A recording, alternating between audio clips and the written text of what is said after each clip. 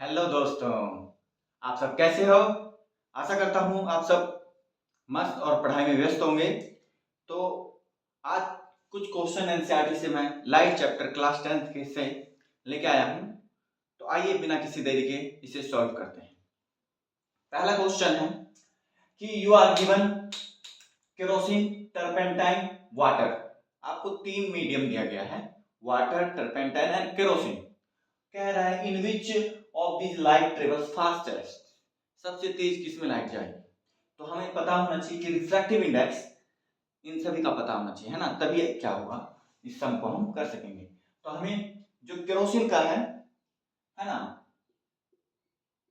Kerosene kerosene का होता है 1.44 रिफ्रैक्टिव इंडेक्स, और टर्पेंटाइन टर्पेंटाइन का रिफ्रैक्टिव इंडेक्स होता है 1.47। ओके, एंड वाटर का रिफ्रैक्टिव इंडेक्स होता है 1.33। तो रिफ्रैक्टिव इंडेक्स जिसका जितना ज्यादा होता है उसमें उसकी लाइट की जो स्पीड होती है उतना ही कम होता है।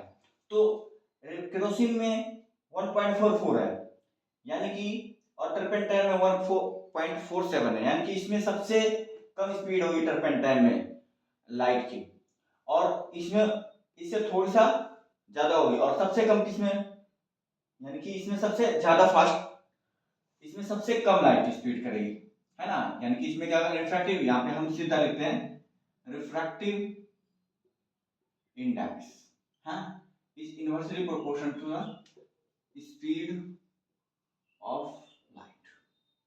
जिसका रिफ्रैक्टिव इंडेक्स ज्यादा होगा उसका स्पीड ऑफ लाइट उस मीडियम में, इन दैट मीडियम, ठीक है।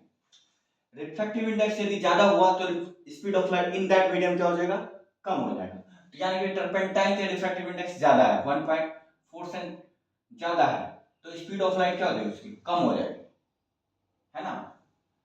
रिफ्रैक्टिव इंडेक्स, और रिफ्रैक्टिव इंडेक्स वाटर का क्या है, 1.33 है, यानी कि इसमें स्पीड ऑफ लाइट क्या हो जाएगा, ज्यादा, यानी कि उल्टा दोनों क्या है, रिफ्रैक्टिव इंडेक्स जिसमें रिफ्रैक्टिव इंडेक्स ज्यादा होगा उसमें स्पीड ऑफ लाइट क्या हो जाएगा, कम हो जाएगा, स्पीड ऑफ लाइट कम हो जाएगा। क्लियर है। और जिसका रिफ्रैक्टिव इंडेक्स, है ना, कम है, उसका रिफ्रैक्ट स्पीड, उसमें स्पीड ऑफ लाइट ज्यादा हो जाएगी। क्लियर है, इन दैट मीडियम। तो यहाँ पे सबसे कम वाटर की रिफ्रैक्टिव इंडेक्स है, यानी कि स्पीड सबसे ज्यादा किसकी हो जाएगी, वाटर की। इसका आंसर क्या आ जाएगा, वाटर आ जाएगा।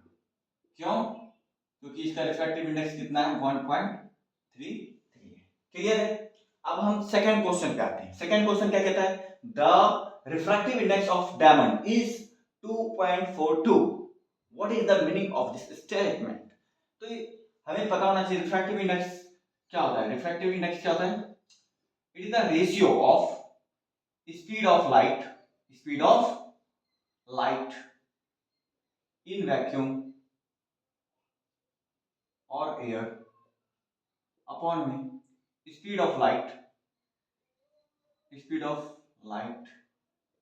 In any other medium. ठीक है। तो यहाँ पे रिफ्रैक्टिव इंडेक्स किसका गिवन है, रिफ्रैक्टिव इंडेक्स ऑफ डायमंड का गिवन। रिफ्रैक्टिव इंडेक्स डायमंड का 2.42 है। इसका मतलब क्या है, ये क्या बताता है, ये बताता है कि ratio of speed of light in vacuum और air to the speed of light in diamond. ठीक है।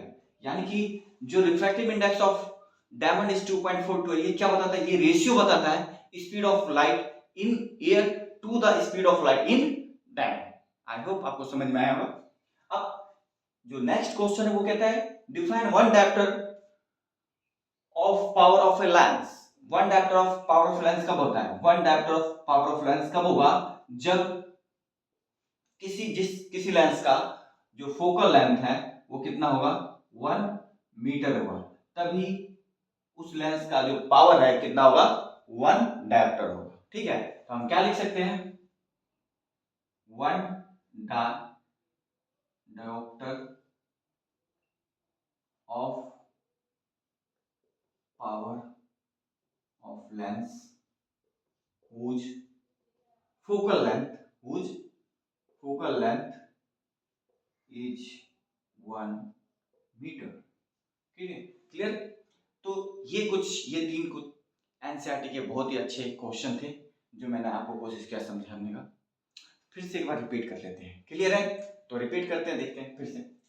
कहता है पहला क्वेश्चन, केरोसिन, टर्पेंटाइन और वाटर में लाइट की स्पीड सबसे तेज किस में चलेगी? तो हमें रिफ्रैक्टिव इंडेक्स पता होना चाहिए। तो रिफ्रैक्टिव इंडेक्स केरोसिन का 1.44 है, 1.47 टर्पेंटाइन का, और वाटर का कितना है? 1.33। तो हमें पता है रिफ्रैक्टिव इंडेक्स जिसमें ज्यादा होगा उसमें स्पीड ऑफ लाइट कम हो जाएगा।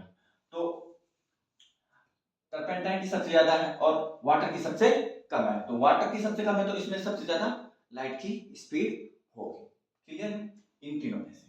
उसके बाद कहता है रिफ्रैक्टिव इंडेक्स यदि डायमंड का 2.42 है तो इसका क्या मतलब है इस स्टेटमेंट का?